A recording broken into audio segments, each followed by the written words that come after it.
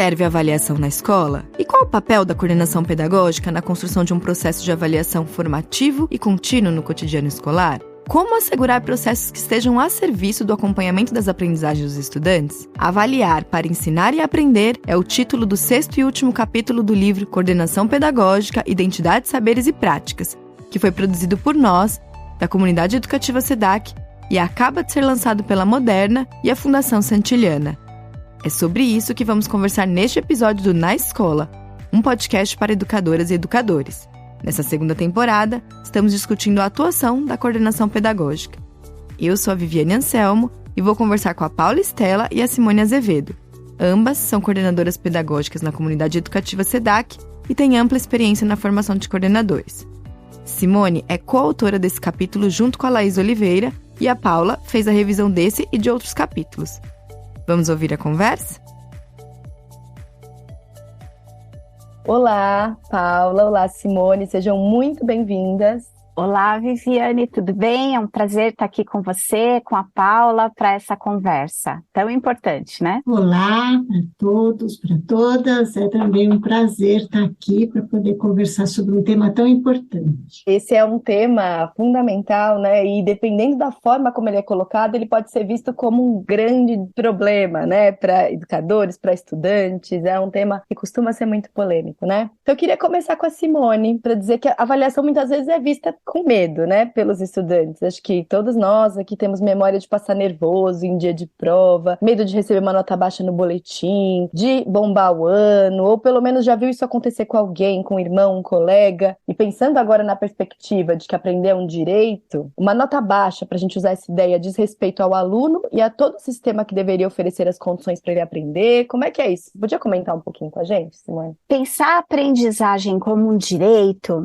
implica mudarmos um pouco uma perspectiva de avaliação tanto arraigada em nós, Viviane, como você apontou. Porque, historicamente, temos no Brasil um percurso educacional de uma escola que era para poucos. Aquela escola lá do século XIX, em que apenas as crianças de famílias em condição social mais abastada podiam frequentar. E quando a expansão dessas escolas começou a acontecer, o padrão de ensino que se criou para atender as crianças foi baseado na condição daquelas primeiras famílias que já viviam imersas num mundo letrado, com acesso a diversos tipos de livros e de outros bens culturais. E quando as crianças de classes populares passaram a ser matriculadas nessas escolas, havia um descompasso que dificultava muito suas aprendizagens, já que elas não tinham um repertório cultural que era esperado, nem as mesmas condições socioeconômicas que favoreciam as crianças pertencentes às classes privilegiadas, como, por exemplo, apoio de familiares com escolaridade, um ambiente propício para estudo, livros disponíveis,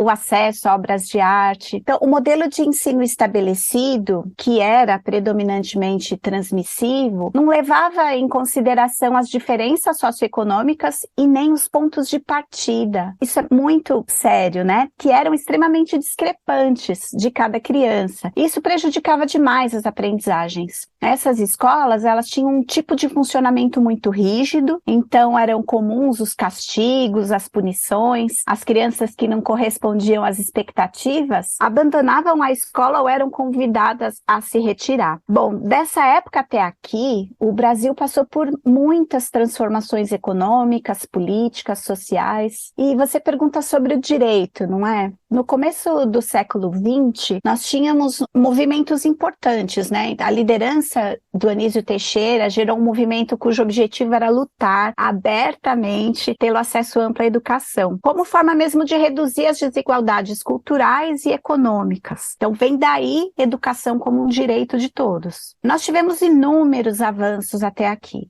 Hoje temos quase que a totalidade das crianças matriculadas nas escolas, então o direito ao acesso à escola, nós podemos dizer que foi alcançado. E temos, então, o desafio de assegurar a cada criança, a cada estudante, o direito à aprendizagem. E a avaliação tem muita relação com a aprendizagem, sabe? Mas não essa avaliação a qual você se referiu na pergunta, né? Como um fantasma que assombra os estudantes. Certamente, essa avaliação, ela vem como uma herança de um modelo de ensino e de uma forma de avaliar autoritária, centralizada e excludente até. Mas uma avaliação formativa, né, que seja vinculada a práticas de ensino, que mirem o sucesso dos estudantes. A avaliação aqui é entendida como um processo. Então, nós defendemos uma avaliação, uma prática de avaliação que seja muito centrada na aprendizagem. É importante, né, retomar o percurso histórico para a gente entender essas marcas que a gente vem carregando até hoje, que a gente vai precisando desconstruir para pensar essa prática como a gente vem falando. Não é à toa, tem toda uma trajetória, né? E aí, Paulo, o livro ele fala dos objetos e dos sujeitos da avaliação. Queria te perguntar agora, como que se estabelece o que deve ser avaliado e quem avalia? Há um tipo de avaliação ou de acompanhamento, para a gente usar o termo mais próximo da concepção que a gente explorou bastante no capítulo e no episódio anterior, a ser feito pelo professor com a sua turma, tem outro pelo CP e outro ainda pela rede de ensino. Como que esses olhares todos se complementam? Essa questão é muito relevante. Afinal, como as autoras do capítulo enfatizam, a avaliação serve para favorecer a aprendizagem e não para acentuar desigualdades. Por isso, o que deve ser avaliado é o que a escola e o professor ou a professora se propõem a ensinar. Nada além disso. Embora essa afirmação pareça óbvia, nem sempre ela é levada ao pé da letra. Muitas vezes a avaliação também inclui outros conteúdos, outros elementos que não foram exatamente ensinados e trabalhados ali na escola, né? E o que a escola e os docentes se propõem a ensinar são definições, conteúdos, competências, habilidades, que se baseiam em documentos oficiais, como a gente sabe. Os currículos nacional, como a BNCC atualmente, estaduais, municipais, ou mesmo daquela unidade de ensino, né? E também dessas decisões que são tomadas coletivamente na escola, quando se pensa o projeto de ensino daquela instituição, ou seja, o que se quer ensinar, que sujeito se pretende formar. Em relação aos sujeitos da avaliação, o mais usual é que os estudantes sejam avaliados. Mas uma avaliação que se pretenda justa e coerente deve incluir também a avaliação do ensino, seja feita pelos próprios professores, pela coordenação e até pelos estudantes, dependendo das condições, dos instrumentos que se pense para isso, né? No que diz respeito à articulação dessas diferentes instâncias de avaliação que você mencionou, a do professor, a do coordenador e a da rede de ensino, a gente entende que é importante que elas se complementem, que elas sejam coordenadas, não é? Afinal, a avaliação é responsabilidade de todos os atores educacionais, não é só uma responsabilidade dos docentes, né? E ela deve estar sempre mirando, né, sempre olhando a aprendizagem de todos os estudantes para que nenhum deles fique para trás, como também é mencionado no capítulo.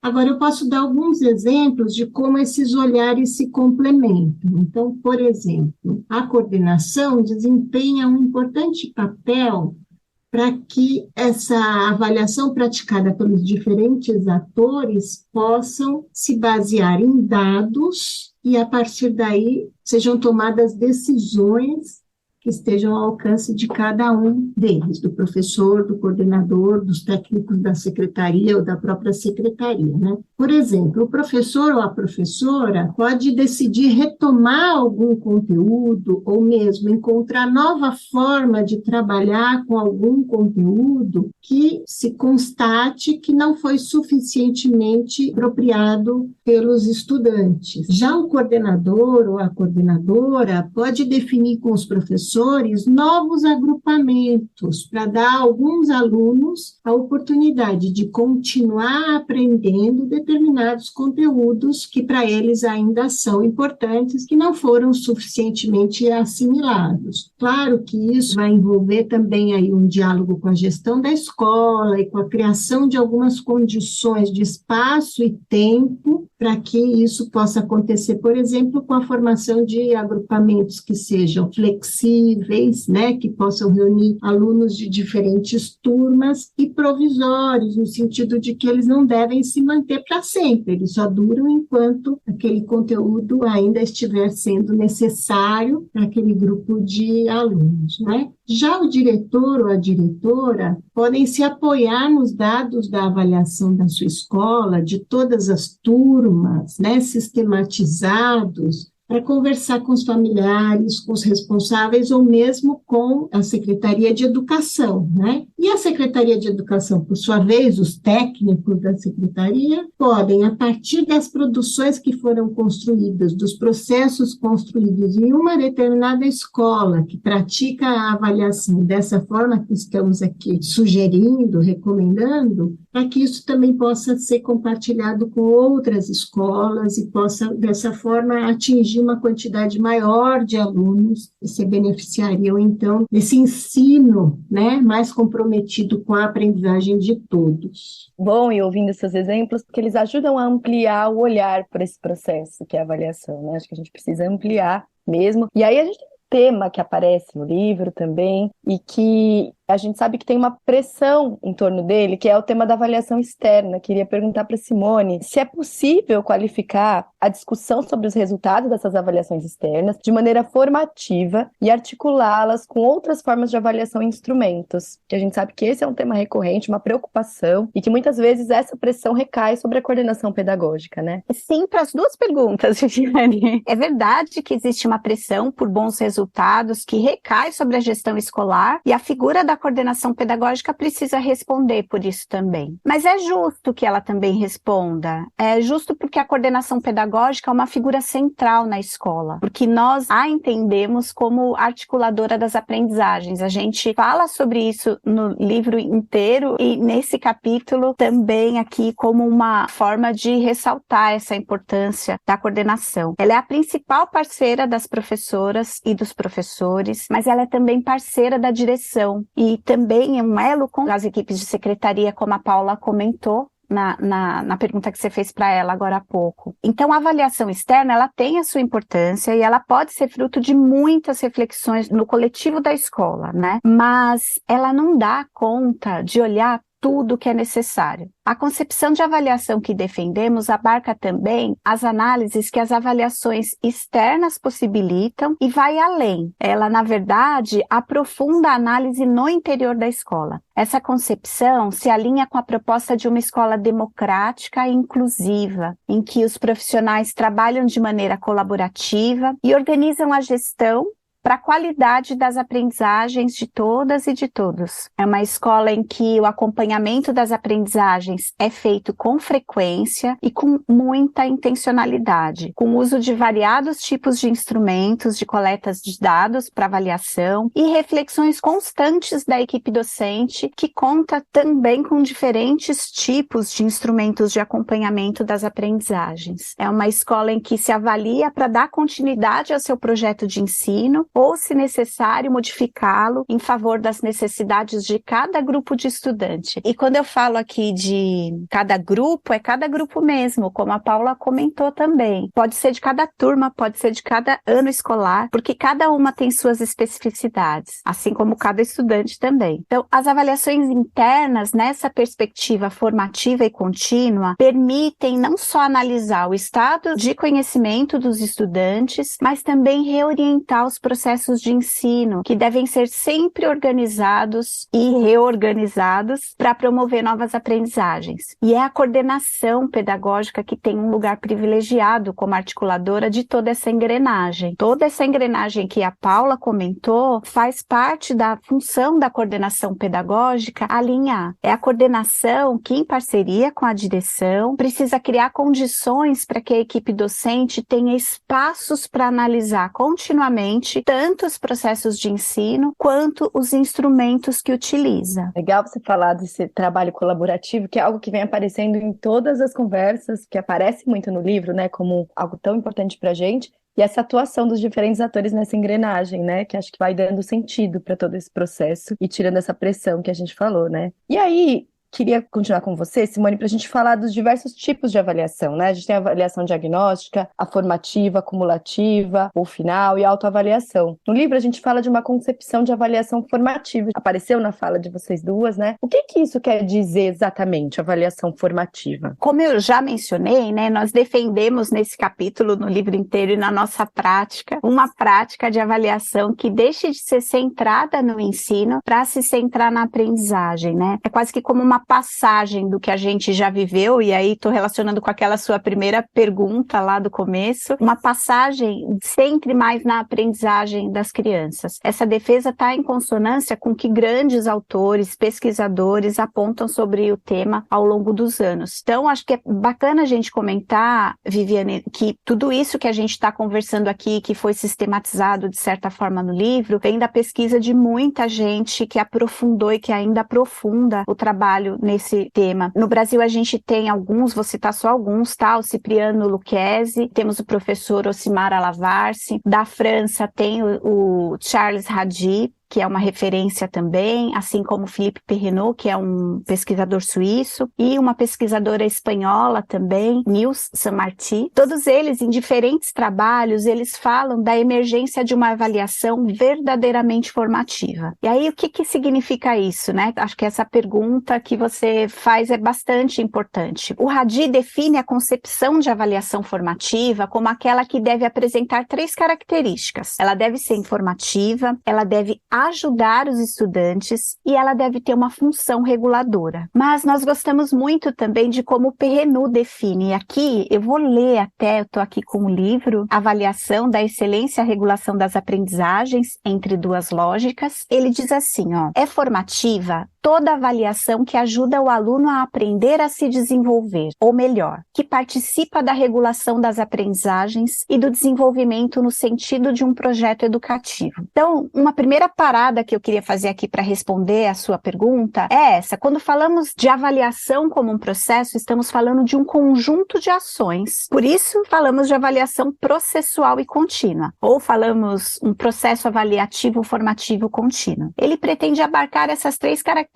que eu disse e que o Rady coloca e que eu retomo, né? Que deve ser informativa, deve ajudar os estudantes e deve ter uma função reguladora. Informativa no sentido mais amplo que o de informar. Ela trata de ajudar o estudante a tomar consciência das suas dificuldades, necessidades que encontra e reconhecer e corrigir ele próprio os seus erros. Concomitantemente a isso, também elucida a professora ou professor avaliador sobre os efeitos reais em termos de aprendizagem da sua ação de ensino. E tendo tanto o trabalho de aprendizagem do estudante como o trabalho da professora ou do professor, a avaliação formativa visa uma melhor regulação e ela confere à avaliação uma função corretiva também. Essa regulação parte da premissa de que cada um no seu próprio nível tem mais condições de fazer ajuste. Então, o estudante nas suas atividades de aprendizagem e os docentes no apoio a essas aprendizagens. Esse tipo de avaliação processual tem sempre evidente a meta que é colocar a avaliação a serviço dos estudantes. Ela abarca a articulação com outros tipos de avaliação, que você comentou, a avaliação diagnóstica, que é bastante comum nas redes de ensino e talvez as escolas já tenham bastante consciência dela, a avaliação cumulativa ou somativa, que é aquela avaliação pautada pelos instrumentos que conhecemos mais, como provas, e acho que para finalizar aqui só diria que elas não são excludentes. Esses 2 tipos de avaliação, tanto a diagnóstica como a cumulativa, elas fazem parte de um processo maior, e que a gente chama, e certamente aqui apoiadas nesses autores que eu citei,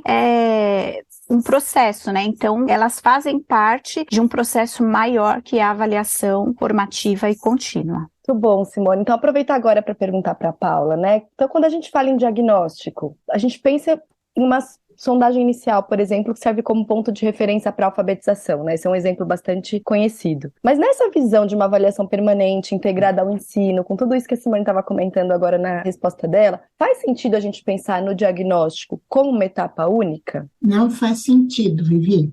Basta lembrar que a Simone falou que há vários instrumentos, várias modalidades, várias avaliações que estão integradas num processo avaliativo com esse caráter formativo, né? Ou seja, que esteja a serviço das aprendizagens, da regulação do ensino. A sondagem inicial ou qualquer avaliação feita no início de um período, de um ano letivo, por exemplo, é muito útil se os seus resultados forem analisados e se eles reverterem em decisões, diretrizes para o ensino daqueles sujeitos que foram avaliados, para a reorientação dos processos de ensino, como a Simone mencionou agora há pouco. Assim, essa primeira avaliação seria apenas uma primeira etapa de um processo em que ensino e aprendizagem predominam e com certa frequência se para fazer um acompanhamento do que já pôde ser apropriado pelos estudantes e também um balanço do que ainda precisa ser objeto de um investimento didático, do que ainda precisa continuar a ser ensinado, abordado, né? Agora, se a avaliação diagnóstica é feita de forma isolada, sem continuidade, sem que os dados que ela produz sejam utilizados para guiar o ensino, tanto de forma individual quanto de forma coletiva, ela perde seu sentido porque deixa de estar a serviço da aprendizagem. Então, vamos fazer uma comparação que talvez ajude a entender isso que eu estou falando, né? Entendida dessa forma isolada, a avaliação diagnóstica se parece mais como uma foto, um retrato de um momento, do que como um filme que registra uma dinâmica, um movimento, no caso, o movimento de ensinar e do aprender, que é sempre peculiar, complexo e desafiador.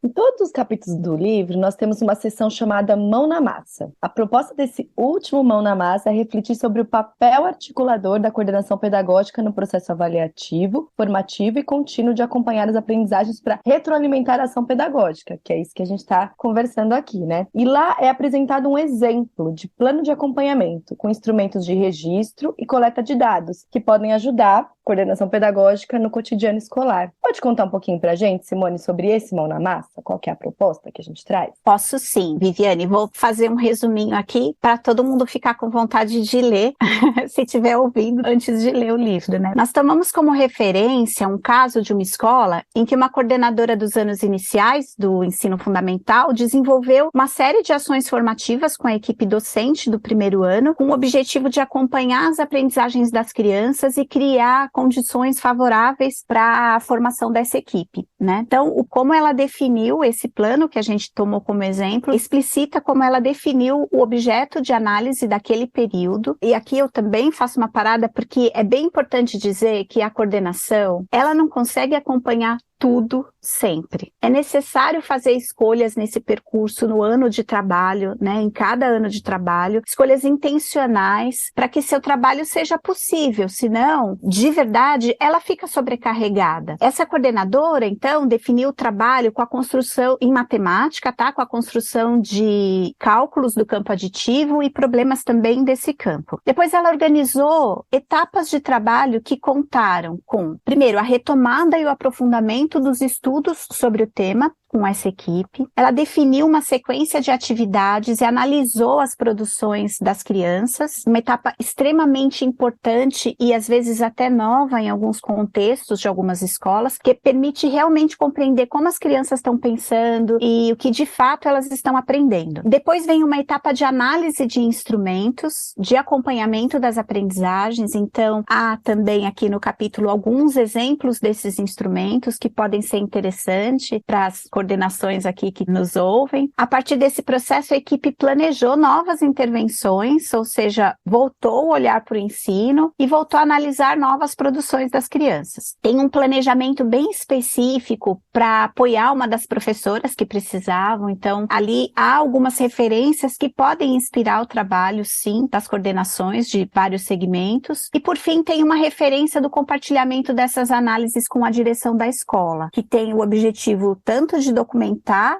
essa prática, quanto de apoiar a tomada de decisões para que as crianças aprendam cada vez mais. Todo esse trabalho tem no cerne, né, da concepção, como apoiar mais as crianças para que elas aprendam o que elas têm direito de aprender. Muita coisa bacana, né? Vale a pena dar uma olhadinha lá no Mão na Massa. E por falar em colocar a mão na massa, o Na Escola também traz experiências práticas, vivências de educadoras e educadores que colocam a mão na massa todos os dias. Esse é o quadro Direto da Escola. Direto da Escola.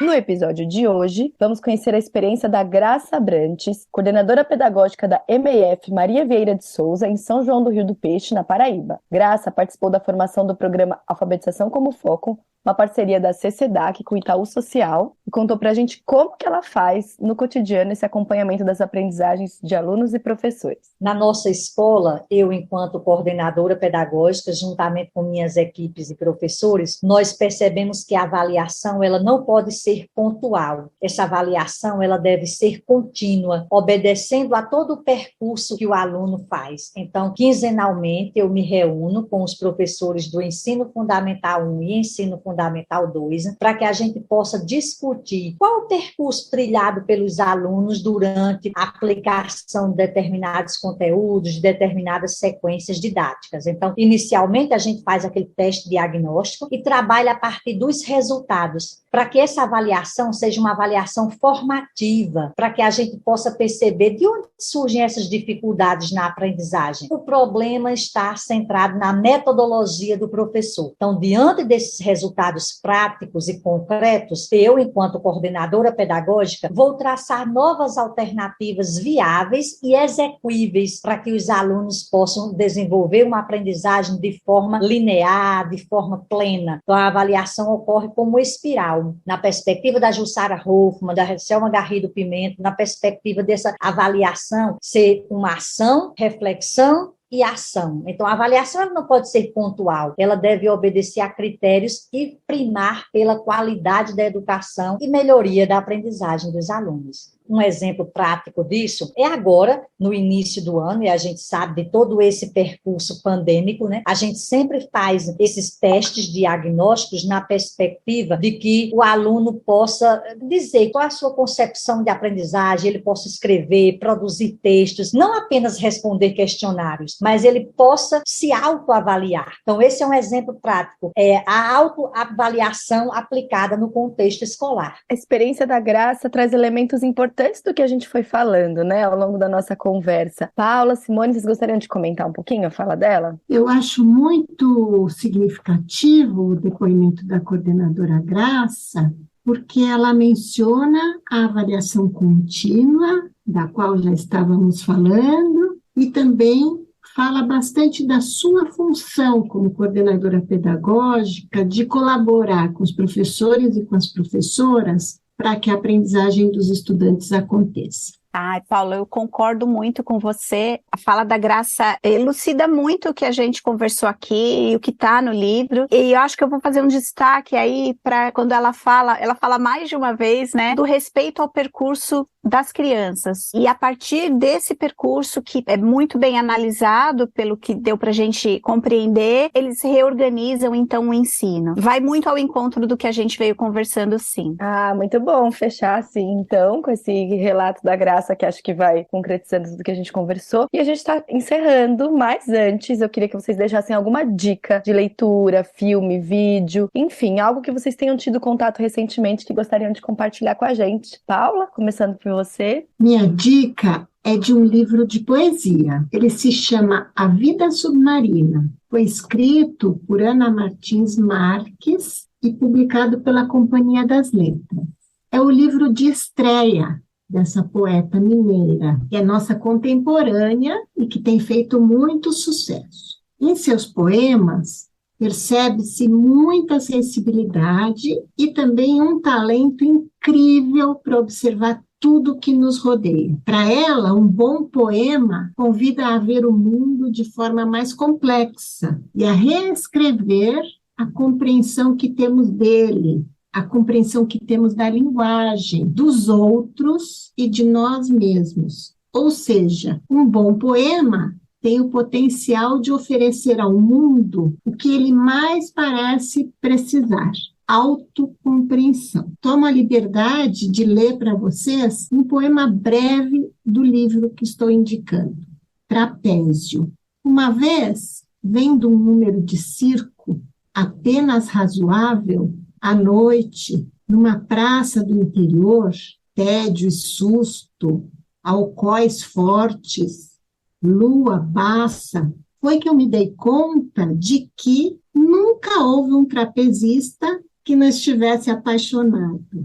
Todos os poemas são de amor. Ah, que lindo jeito de encerrar. Você, Simone? Hoje eu vou fazer a indicação do livro do Cipriano Carlos Lucchesi, chama Avaliação da Aprendizagem, Componente do Ato Pedagógico. É um livro extremamente importante, traz uma pesquisa muito profunda que ele faz há anos sobre o tema, conceitualiza a avaliação formativa como um processo contínuo, traz exemplos do que são instrumentos de coleta de dados para avaliação, instrumentos de acompanhamento das aprendizagens. Então, eu super recomendo essa leitura. Saiu pela editora Cortez, acho que em 2011, mas é super atual. Obrigada, Simone. Obrigada, Paula, pelas dicas. Eu vou pegar carona e aproveitar para dar uma dica também, duas, na verdade, de autoria das nossas convidadas de hoje. Não poderia deixar de trazer. Então, a primeira dica é um livro digital que publicamos no início desse ano, chamado Equidade na Alfabetização, um olhar atento para os que mais precisam, de autoria da Paula. É um material que a gente tem usado nas formações, porque auxilia professoras e educadoras em geral na reflexão e desenvolvimento de uma prática pedagógica que atenda às necessidades específicas de cada estudante na efetiva aprendizagem da escrita. Então tem tudo a ver com o que a gente falou. Foi produzido no contexto de uma parceria estabelecida entre a Comunidade Educativa SEDAC, o Instituto Gesto e a Secretaria de Educação de Porto Alegre. E a outra dica é um artigo da Simone, que foi escrito há alguns anos, mas que continua super atual. O título tem tudo a ver com o tema da nossa discussão de hoje, chama O Acompanhamento das Aprendizagens dos Estudantes e os Bons Usos da Avaliação, a necessidade de documentar o percurso com instrumentos adequados, que foi feito no contexto de uma parceria nossa com o Itaú Social e está disponível no nosso site e também na área de publicações. Então vale a pena conferir essas duas publicações que estão muito bacanas. E aí a gente vai chegando ao final do último episódio do Na Escola, um podcast para educadoras e educadores. Gostaria de agradecer imensamente a vocês, Paula e Simone, pela participação, por essa conversa boa e importante e que fechou de forma preciosa essa série de discussões tão interessantes que tivemos por aqui. Obrigada, Vivi. Obrigada, Paula, pela parceria aí nessa produção que foi intensa, mas que ficou muito bonita. Eu espero que contribua bastante com as reflexões nas escolas do nosso país, tá bom? Eu também agradeço a oportunidade de participar dessa conversa com a Simone, com a Vivi. Foi um prazer tratar de um tema tão importante quanto a avaliação e, mais ainda, do papel da coordenação pedagógica para que a avaliação esteja, de fato, a serviço da aprendizagem de